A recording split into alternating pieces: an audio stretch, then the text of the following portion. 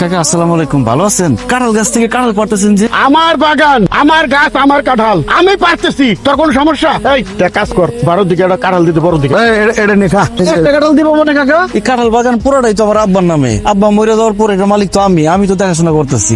এই তোর বাপ মরার আগে এই বাগান আর এই জমি আমার কাছে বিক্রি করে ঠিক আছে, নগদ ক্যাশ টাকায়। এতদিন আমি কাগজপত্র পাই নাই জায়গা, তুই ভোগ দখল করছ, তোর আমি কিছু কই নাই। এখন আমি দলিলপত্র পেয়ে গেছি, আজকে ঠিক এই জমি আমার।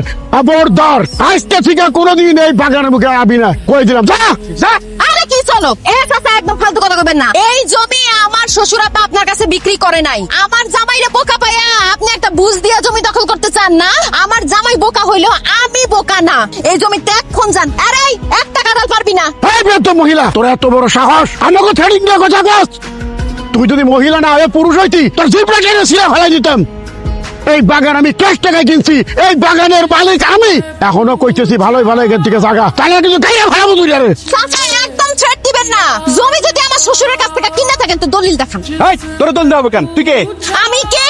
আমি এই ছাত্তারের বউ, এই জমির মালিক আমার স্বামী। আপনারা এইখান থেকে বাইরে নাইলে কিন্তু তুমি কথা কইতেছ না কিসের জন্য? তুমি কথা বলতেছিল তো, তাই আমি চুপ করেছিলাম। কাকা আমার বউ কি বললো শোনেন নাই? আপনার এই জমি থেকে চলে যান, জমির মালিক তো আমি। এই জমি থেকে তোরা দুইটা সরে যা। এই দাও দেখতেছিস না, কুপায় গার থেকে কল আলাদা করে দেবো। যা চলো মাইরা ফেলাইবো। কি কবি মাইরা ফালাইবো? মাইরা ফালা, সাহস থাকলে ফালা। এই জমিটাও আমি দখল করতে দিব না। এই মহিলা, তোর বড় মেলা শখ হয়েছে। এই বাড়িটা কেন চলতে খারি সুতকে টুকা টুকা ফেলা কুমাইয়া। বাইরে গেছে না, যা, তা নাহলে তোরা কিন্তু কুপাম্বু। যা জামাই পাশে টাকা কি হইছে? আমি ভাগো। শরবত খাও। কি যে ভয় পাইছিলাম, গলাটা শুকায় গেছে। খুব ভালো করছো শরবত এনে। এই শরবত তুমি খাইবা না? এই শরবতে বিষ মিশানো আছে। ইয়াল্লাহ কি কস? সে বলে তুমি কি শরবতের মধ্যে বিষ মিশাইছো? হ্যাঁ। তো বিষ মিশানো শরবত তুমি আমারে খাইতে দিছো কেন? তোরে মাইরা ফলানোর জন্য। তুই একটা ভীতু কাপুরুষ। তোর চাচা আর চাচতো ভাই জমি দখল করে ফেলাইতাছে, আমরা দুই মাইয়া যায় মারামারি করে আইছি, আর তুই ভয় দৌড় দিছস না? তোর মতো ভীতু কাপুরুষে বাইচে থাকার কোনো অধিকার নাই। তুই এখন শরবত খাইয়া মরবি, তারপর আমি আরেকটা বিয়ে বিষ আল্লাহ দোহাই লাগে। ভাইরে মাইরা ফেলায় না, তারা ছাইরা দাও। তোর ভাইরে আর বাচ্চাটাকে কি করুম কত আমি না। তোর চাচার চাচতো ভাই যে জমিটা দখল করে ফেলাইলো, এই জমি কি কোনোদিন আর ফেরত পাবো? কেন না সে বলি, কেন না? আমি আমার চাচা আর চাচতো ভাইয়ের কাছ থেকে ওই বাগান আমি তোমার ফেরত এনে দিব। কেমনে ফেরত এনে দিবা? তা করে দেখলে তো উল্টা দিকে তুমি ভয় দৌড় দাও। আমি চেয়ারম্যানের কাছে বিচার দিব। ওই চেয়ারম্যান আমার আব্বার খুব কাছের লোক আছিল। চেয়ারম্যান খুব ভালো করে জানে ওই জায়গার মালিক আবার আব্বাই। চেয়ারম্যানের কাছে বিচার দিলে চেয়ারম্যান চাচা আর চাচতো ভাইয়ের কাছ থেকে ওই জমি ফেরত এনে দিব। ঠিক আছে। আসসালামু আলাইকুম চেয়ারম্যান সাহেব। ওয়ালাইকুম সালাম। চেয়ারম্যান সাহেব, আপনি হঠাৎ করে জরুরি সংবাদ দিচ্ছেন, ঘটনা কি? এই মেয়ে, সংবাদ দিছি, ঘটনা কি জানেন না? আপনার সাহস কত বড় যে আপনি সাত্তারের জমি বেদখল করে নিছেন? সাত্তার একটা বোকা শোকা ছেলে থেকে আপনি ভাবছেন যা খুশি তা করবেন। এই গ্রামে কি আর কোনো লোকজন থাকে না? এই লালু চেয়ারম্যান বাচ্চা থাকতে সাত্তারের জমির দিকে ছিল তাকাইতে পারবেন না। খবরদার করে দিলাম, যদি সাত্তারের জমির দিকে আর একবার গেছেন তাহলে আপনাদের বাপ পুত দুটারে কিন্তু আমি জেলের ভাত খাওয়াম কইলাম। চেয়ারম্যান সাহেব, আপনি উত্তেজিত হবেন না, আপনার সাথে দুটো কথা ছিল। আচ্ছা তারাই তো বাইরে যা। সাত্তার বাইরে যাবো না, সাত্তার এখানেই থাকবো। যা বলার সাত্তারের সামনে বলেন। চেয়ারম্যান সাহেব, মাথাটা একটু ঠান্ডা করেন, 2 মিনিট আমগুলোকে একটু কথা কর। সাত্তার তুই একটু বাইরে যা। আচ্ছা যা, কি কয় আমি শুনে তোরা ডাক দিলাইস। চেয়ারম্যান সাহেব, আপনি তো সবই জানেন, আপনারা জানাই তো ছাত্ররা বাগান বাড়ি দখল করছি। এখন আবার আপনি ছাত্রের পক্ষ নিয়ে হাক ডাক শুরু করেছেন কেন? হাক ডাক দিব তো কি করবি? আপনারে আবার কথা কি ছিল যে সাত্তারের জমি দখল করবেন? আমি কোনো কথা কম না, চুপচাপ থাকবো। 50,000 টাকা দিবেন, ডিজেল টাকা।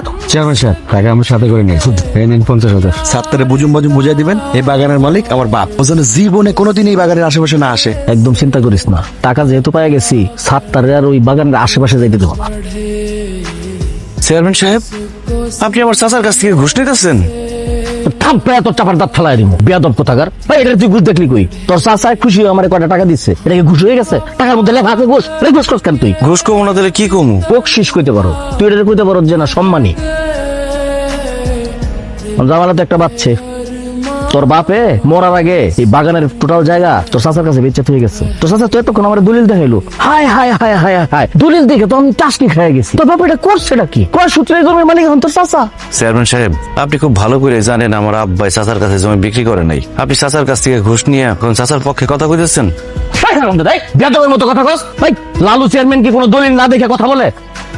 তোর বাপে তোর চাচার কাছে জমি বিক্রি করে গেছে, এটা সত্য। যেহেতু এখন কয় সূত্রে এই জমির মালিক তোর চাচা, খবরদার এই জমির আশেপাশে তুই যাবি না। যদি যাস তোর চাচায় আর তোর চাচার তো ভাই মিলা তোর ভূমি দখল মামলায় জেল খাটাইবো, তখন আমার কিছু করার থাকবো না।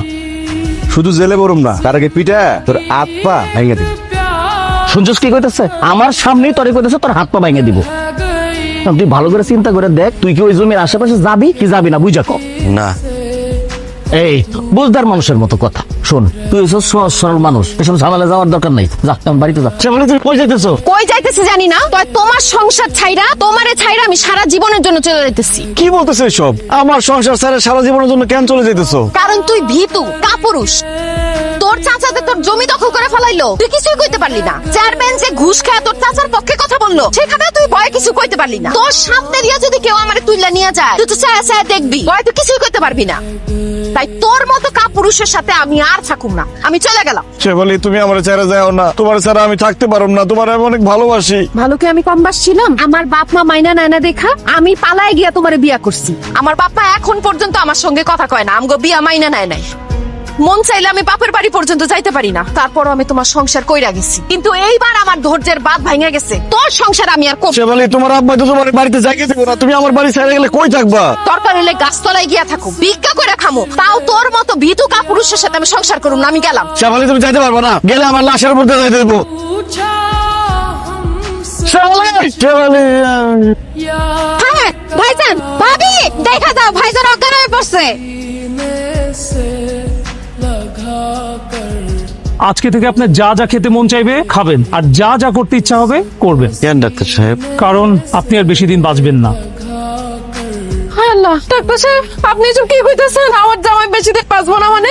ওর কি হয়েছে? আপনার স্বামীর ক্যান্সার ধরা পড়ছে, একদম লাস্ট স্টেজ। আপনারা ওনাকে নিয়ে আসতে অনেক দেরি করে ফেলেছেন, এখন আর আমাদের হাতে করার কিছুই নাই। না না, আমি বিশ্বাস করি না আমার ভাইজানের কিছু হইতে পারে না। ডাক্তার সাহেব আপনি আরেকটু ভালো করে পরীক্ষা নিরীক্ষা করে দেখেন। আমি ভালো মতো পরীক্ষা নিরীক্ষা করেই বলছি, তারপরেও যদি আপনাদের বিশ্বাস না হয় অন্য কোথাও গিয়ে পরীক্ষা নিরীক্ষা করাতে পারেন। হায় আল্লাহ গো, ডাক্তার এসব কি কয়ে গেল? তুমি বলে বেশি দিন বাঁচবা না, তোমার যদি কোনো কিছু হয়ে যায় আমার কি হইব? আল্লাহ, আমার স্বামীর মরণ না দিয়ে তুমি আমার মরণ দিতা। আল্লাহ, অল্প বয়সে বাপ মা হারাইছি, এই ভাই ছিল একমাত্র আপন। আল্লাহ, তুমি আমার হায়াত আমার ভাইরে দিয়ে দাও, তাও ভাইরে আমগো কাছ থেকে তুমি দূরে সরাই দিও না। আল্লাহ, কান্দিস না, আমি না জন্মাইলে মরতে হইব, এটাই জগতের রীতি। আমি যখন মরেই যাবো, আমি এমনি এমনি মরুম না। আমার লগে যারা সিটারি করছে, বাটপারি করছে, বিনা কারণে আমার গায়ে হাত তুলছে, আমার জমি দখল করছে, আমার সাথে অবিচার করছে, একটারে আমি ছাড়ব না।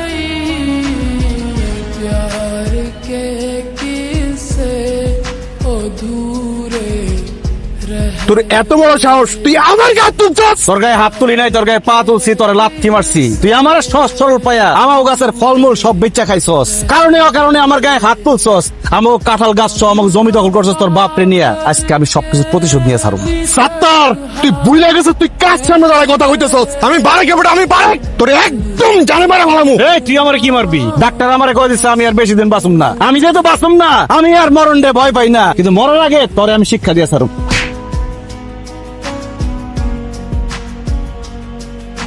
এই, বন্ধ করে সব কাম।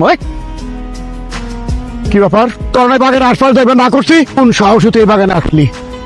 আমার কাম লাগো, আমার চোখের সামনে মাইরে খেলাই দিলি। এই বাগানের মালিক আমি আমার বাগানের সামনে আমু, এতে সাহসের কি আছে? আপনি এখন এই মুহূর্তে আমার জমির থেকে ভাগেন। কি কইলি তুই? এই বাগান থেকে আমি তো এরকম এমন কি করছি তোর কাছে ঢুকে নাই? আর একটা কথা না কই এন থেকে জায়গা, তাহলে কিন্তু বাংলা মধ্যে তোর পুত্র হয়ে যাবো। শেষবারের মতো কইতাছি চাচা, আমার বাগানের দখল ছাইরা দেন, তাহলে কিন্তু খুব খারাপ হইব। কি খারাপ হয়ে যাবে? এই বলো, এই দাদা কি করবি তুই? তুই কি করবি? একবার জানি মারা ফেলাম। বাবা স্বীকার করছি, ভুল করছি, বন্ধাই করছি, মাফ করে দেবো বাবাজি। তুই আমার চাচা, তুই থাকবি আমার বাবার জায়গায়। আমার বাপ মারা যাওয়ার আগে তোর হাতে আমার তুলে দিয়ে গেছে, তাহলে তুই আমার দেখে শুনে রাখতে পারোস, আমার দায়িত্ব নিতে পারোস, তা তো করস। তাই দিনের পর দিন তুই আমার অত্যাচার করছস, আমার সব কিছু দখল করছস, তুই আমার উপরে অনেক অত্যাচার করছস। তোর আজকে জানি মেরে ফেলাম, আমি একদম জানি মেরে ফেলাম। আমি এখন এই বাগানের দখল ছেড়ে দিলাম। কি ব্যাপার? একটু আগে দেখলাম নামাজ পড়লা, এখন আবার তাসবিহ পড়তেছো, ঘটনা কি? কখনো তো তোমারে নামাজ পড়তে দেখি নাই। এটাই তো ভুল করছি শেফালি। নামাজ পড়ার বয়স হওয়ার পর থেকে নিয়মিত নামাজ পড়া উচিত ছিল, আল্লাহর ইবাদত করা উচিত ছিল, কিন্তু দুনিয়ার মুহে পড়া সব ভুলে গেছি। আমি তো আর বেশি দিন বাঁচুম না, তাই যেই কদিন বাঁচুম নামাজ পড়া আল্লাহর কাছে মাপ চামো। বিশ্বাস করো, তোমার মধ্যে এই পরিবর্তন দেখে আমার যে কি ভালো লাগতেছে।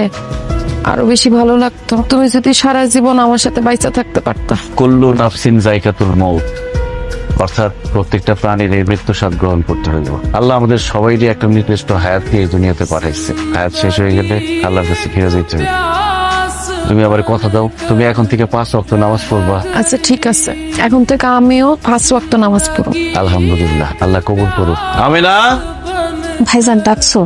তুই কালকে সকালবেলা কাপড় চোপড় সব গুছায় তোর শ্বশুর বাড়িতে যাবি। ভাইজান ওরা তো যৌতুক চাইছিল, তুমি কি যৌতুকের টাকা জোগাড় করছো? সেটা আমি বুঝুম, তোরে যাইতে কইছি, কালকে সকালবেলা তুই যাবি। আচ্ছা ঠিক আছে ভাইজান। এই খারাও, এই বাড়ির মধ্যে তো একদম হনহন করে ঢুকে পড়তাছ। তোমার ভাইয়ের কাছ থেকে যে 1 লাখ টাকা আনার কথা ছিল, আনছো? না আম্মা, কোনো টাকা আনি নাই। এই তোর কত বড় সাহস, তুমি টাকা ছাড়া আমার বাড়িতে ঢুকতাছ কেন? আপনার পোলা টাকারে বিয়া করে নাই, আমারে বিয়া করছে। আর এইটা আমার স্বামীর বাড়ি, এই বাড়িতে ঢোকার অধিকার আমার আছে। খবরদার হারামজাদি, কথাবার্তা হুশ করে কবি। কার সাথে কথা কইতেছিস তুই? ফকিন্নির বাচ্চা কোনানকার, তোরে মাত্র 1 লাখ টাকা আনতে কইছি তোর ভার কাছ থেকে, তুই সেই টাকাটা নিয়ে আসতে পারস নাই। আমি তোরে সাফ সাফ কইতাছি, তুই যদি টাকা না আনতে পারস তোর লগে আমি সংসার করব না, তোরে আমি তালাক দিমু। যৌতুক দেওয়া আর নেওয়া দুইটাই সমান অপরাধ। আমি শিক্ষিত মাইয়া, আমি কোনোভাবে এই অপরাধ করতে পারবো না। আমি আমার ভাইয়ের থাইকা যৌতুকের লাগে 1 টাকাও আনতে পারবো না। আরে বাবা, তুমি যৌতুক আনতে পারবে না, আবার আমার পোড়া লাগাইছো সংসার করতে। এই তোর তালাক দে, তোর সংসার করো না, আমি ছুটাইতাছি। খারা, তুমি ঠিকই কইছো, তুমি ঠিকই কইছো, ওর লগে আমি সংসার করব না, ওরে এখন এই মুহূর্তে আমি তালাক দিমু। 1 লাখ। হারামির বাচ্চা, আমার বোন তোরে ভালোবাসা বিয়ে করছে, আর তুই সামান্য করে টাকার জন্য আমার বোনের তালাক দিতে চাস? যৌতুকের লোভে আমার বোনের গায়ে হাত তুলছস, তোর আজকে আমি জানি মেরে ফেলাম। ভাইজান ভাইজান ভাইজান, আমার আসলে কোনো দোষ নাই ভাইজান, আমি একটু অলস প্রকৃতির মানুষ তো, কাজকর্ম করতে চাই না। আমার মা কয় কি, তুই যেহেতু অলস কাজ করবি না, তাহলে যা তোর শ্বশুর বাড়িতে যৌতুক নিয়ে আয়। বার বুদ্ধিতে আমি আপনার কাছে যৌতুক চাইছি, আমার নষ্ট করছে মহিলা। ও ডাইনির বাচ্চা ডাইনি, তুই তাহলে আসল ঘষে দেবে গম, তোর আজকে আমি জানি মেরে ফেলাম। দেখো আব্বা এসে তোমার দেখ। আসসালামু আলাইকুম আপা, বসেন। আমি চিন্তা করে দেখলাম আমি আসলে ভুল করছি, জামাই বাবাজির সাথে অন্যায় করছি। জামাই বাবাজি, তোমাকে আমি আমার মেয়ের জামাই হিসেবে মানিয়ে নিলাম, তুমি আমার ক্ষমা করে দাও। আমি তো কোনোদিন আমার বাড়িতে তোমরা যাইতে দেই নাই, আজকে আমি নিজে তোমরা দাওয়াত দিলাম। তুমি আর শেফালি কালকে সকালে আমগো বাড়িতে যাবা। না আব্বা, এখন আর আপনার বাড়িতে আমি যাইতে পারব না, আমার হাতে সময় কম তো, অনেক হিসাব নিকাশ বাকি আছে। জুতার মালা বানাইতে কইছিলাম, বানাইছস? বিয়ারব, এলাকার চুরিদারি করতে করতে অতিষ্ঠ করে ফেলাইছস। এই লালু সাহেব মরে গেছে নাকি? লাস্ট পর্যন্ত তুই মুরগি চুরিতে লাগছস, আজকে তোর কঠিন শাস্তি হবে। এই জুতার মালা তোর গলায় পরা, সারা এলাকা ঘুরামো আর এলাকা থেকে বের করে দিব। আজকে আপনার বিচার হবো চেয়ারম্যান সাহেব।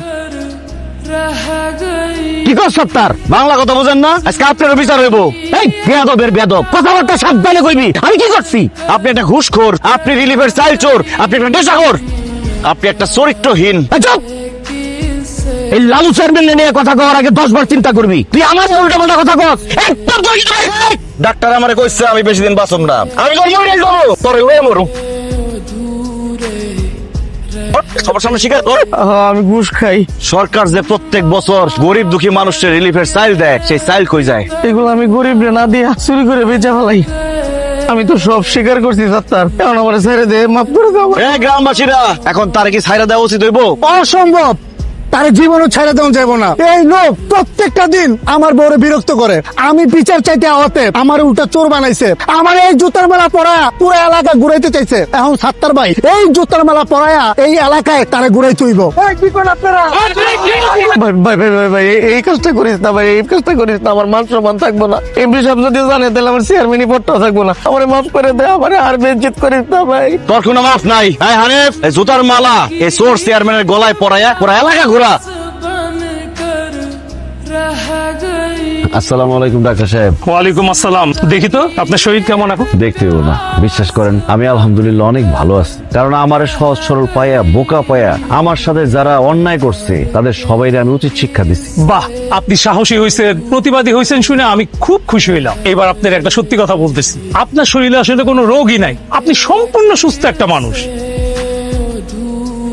আমার শরীরে কোনো রোগ নাই মানে? আমি ডাক্তার সাহেবরে বলছিলাম এই কথা বলতে। মানুষ তোমার উপর অত্যাচার করে, অন্যায় করে, তবুও তুমি ভয়ে কিছুই করতে পারতা না। তুমি জিন্দা লাশ হয়ে বাইচা আছিলা। শেফালি, তোমার ধন্যবাদ। তুমি এই কাজটা না করলে আমার মনে হয় না আমার ভিতরে এই পরিবর্তনটা আসতো। আমি এটাও বুঝছি মানুষের জীবনের প্রত্যেকটা দিন এমন ভাবে কাটানো উচিত যাতে মনে হয় ওইটাই তার জীবনের শেষ দিন।